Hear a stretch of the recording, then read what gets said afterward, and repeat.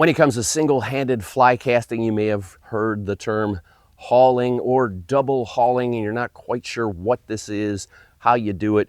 You've seen somebody do it, but you don't know exactly how they're making it work for them. You tried it and it all fell apart. I'm going to try to clear that up for you today with this quick video on double hauling. I'm Chris Myers, Orlando Fly Casting Lessons and Central Florida Sight Fishing Charters. And hauling is something that I use all the time when I'm fishing.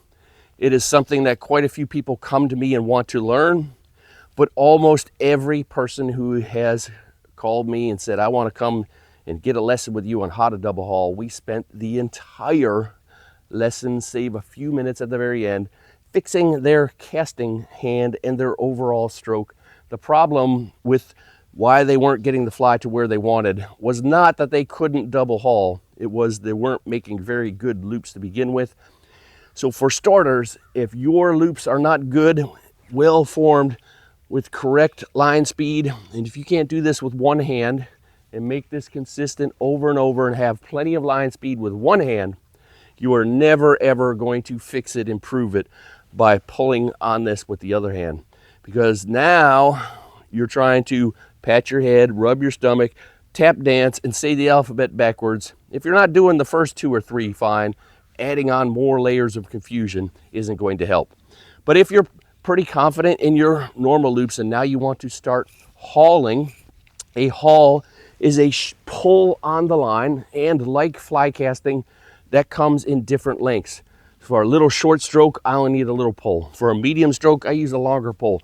For a super long stroke, I use a super long pull. So there isn't a one size fits all hauling length, just like there isn't one size fits all casting lengths. And I like to start this drill on the grass. I find it makes it even easier than trying to do hauling on the water. And I am using hauling at the same time I am rotating this rod from pointing one direction to pointing the other. So I'm going to end up pointing over here. But instead of rotating all the way through the stroke like such, I'm going to no rotate, pull, pull, pull, then rotate. And that's the same time I'm going to pull with just these two fingers.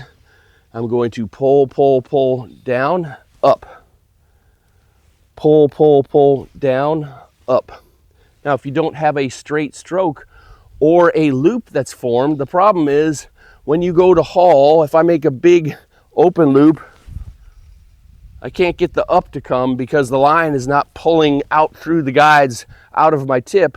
It's just going around in a big circle and I'm not actually able to feed any line through here. So what is the purpose of this hauling and double hauling? Why would we even want to do this? It is going to add more speed to my line, tighten up my loops slightly. But if I can have more speed, two things happen. I can get through air and certainly wind faster. And if I'm going to shoot line, either every single stroke or just at the end, with a higher line speed created by the haul, more line can go out. So this is how people are reaching long distances with very few strokes. We're hauling to increase the line speed. So instead of letting out maybe 6-8 feet, you can let out 12-15 feet, maybe more. You can haul every stroke. You can haul only on the front, only on the back, only on the final stroke. There is no rule where you have to do it every time. If you're doing it on the front and the back like this would be double hauling. This would be single hauling, only in the front. Down, up, no haul. Haul, no haul. Haul, no haul. A lot of you are probably currently doing a half a haul. You go haul, and then you don't go back up, and you have this line stretched out across here. Now, if I wanted to be a person who does double hauling, and I wanted to haul on the front, and my arms are like this, I really have nowhere to go to pull on the front. So I call this pocket casting. If you're down here with your hand still by your pocket, and this line stretched out across here about to wrap around your reel, it's going to be difficult to ever do any double hauling.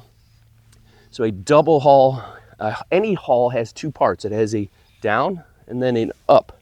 A down and then a back up.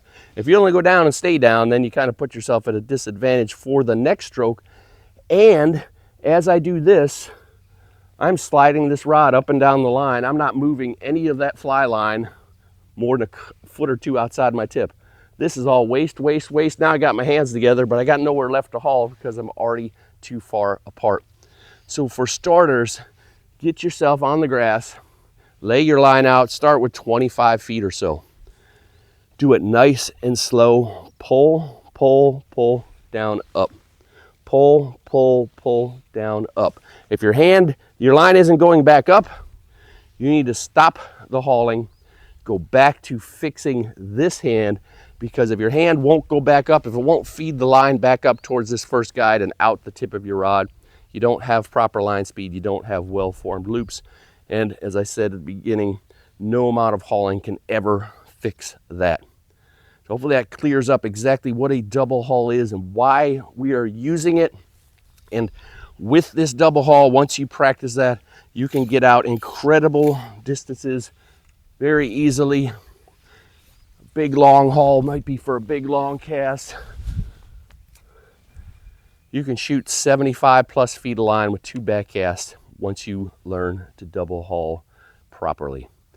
If you're going to be in the Orlando area, come and see me for a one-on-one casting tune-up or a private fly fishing charter. I also have lots of other videos, one of which you can see right here. Subscribe to my channel, leave me a comment in how your double haul is progressing.